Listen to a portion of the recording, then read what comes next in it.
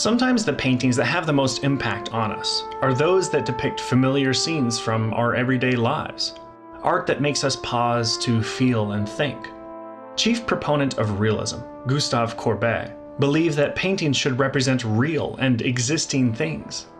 This was the driving force behind realism, one of the most important periods in French art.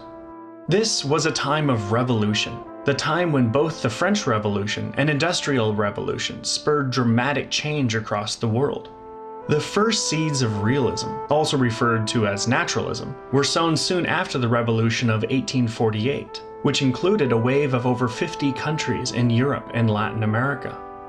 The French public's desire for more dramatic reforms manifested in the realist art and literature that would flourish from the 1840s until the 1880s.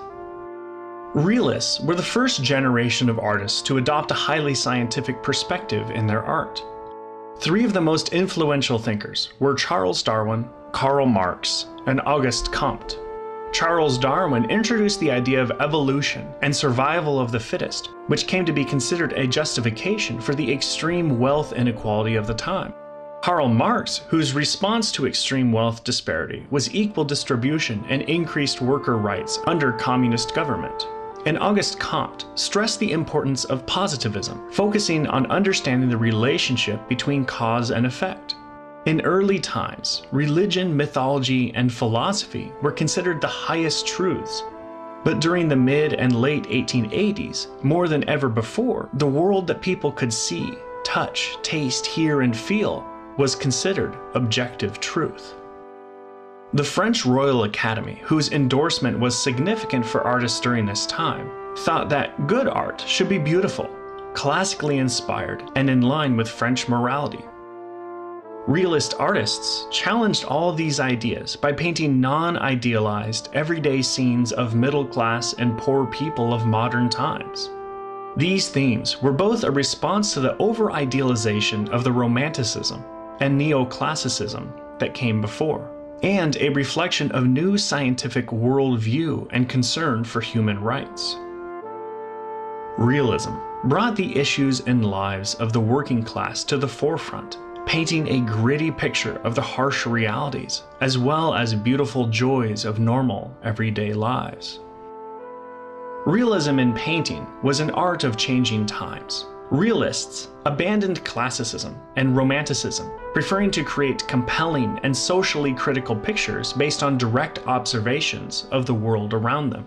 Common characteristics of realist art was a rejection of artistic theory rules, a break from religious and mythological themes, minimal idealization, social criticism, and a scientific lens. Realist art aimed to portray people and scenes as they really were.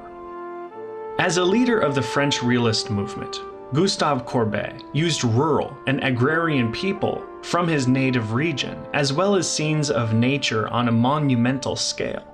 At the Salon of Paris of 1849 and 1850, Courbet's brilliant examples of realist paintings took the nation by storm. In particular, the Stonebreakers and A Burial at Ornans have come to be regarded as groundbreaking paintings that challenged convention and modern perceptions. The Stonebreakers shows the state of poor peasant workers during the Industrial Revolution. It reveals the hardships that miners, farmers, and peasants faced at the hands of factory owners and capitalists. The motionless faces and mellow colors are melancholic, while also informing us about the harsh realities faced by the working class. Courbet's honest, simplistic portrayal of day-to-day imagery was considered by critics as crude and even anti-authoritarian. Another example of Courbet's defiance of conventional art methods and perspectives is Young Woman from the Village, which was exhibited at the Salon of Paris in 1852. The painting featured three young girls, Courbet's sisters, dressed in countrified costumes and representing the rural middle class. They are seen giving money as charity to a poor cowherder. Critics panned this painting, calling it clumsy and tasteless. Despite continuous rejections from critics, Courbet continued undeterred, inspiring many fellow artists, notably Jean-François Millet and Honoré Daumier. Like Courbet, Jean-François Millet also faced initial criticism, but gained popularity in the 1860s. He is best known for his depictions of rural life, scenes of peasants at work in particular. Millet left his home in Paris to settle in Barbizon in 1849 in order to live in closer proximity to his rural subjects. His Sheep Shearing Beneath a Tree, in crayon and watercolor, is one of his many artworks on the subject of sheep shearing. One of his most emotional compositions, admired and copied by Van Gogh, is First Steps, depicts a father putting down his tools and stretching his arms out for his child's first steps, while the child's mother carefully guides her movements. Millet's most famous work, The Gleaners, depicts rural poverty through 3 peasant women gleaning grains. Bending over the ground, all 3 women have their eyes fixed firmly downwards. The scene portrays the hardships faced by peasant women, whose job was to go out into the fields at sunset and pick up ears of corn missed by the harvesters. Millet's portrayal was considered anti-authoritarian, but his conservative style was a far cry from Courbet's less restrained technique. Honoré Daumier was a well-known lithographer who had parodied King Louis Philippe in caricatures. Inspired by the Realism movement, Daumier turned to more realistic portrayals later in his career.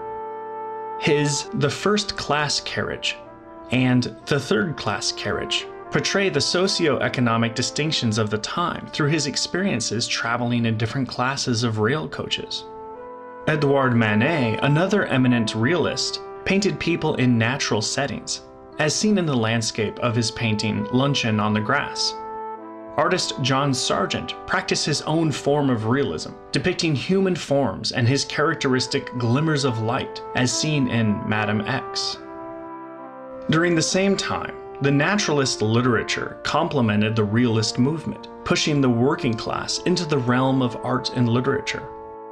Flaubert's Madame Bovary, Tolstoy's War and Peace, and Henry James's Portrait of a Lady were all 3 realist works still popular today.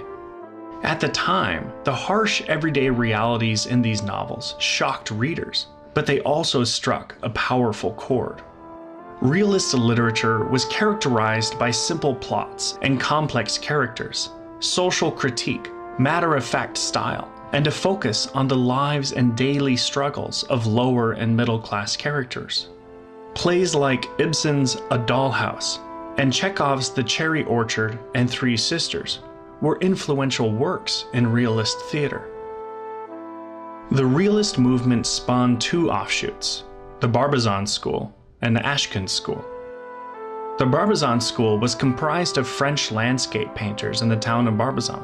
The Ashcan School was in the United States and depicted gritty scenes from city life.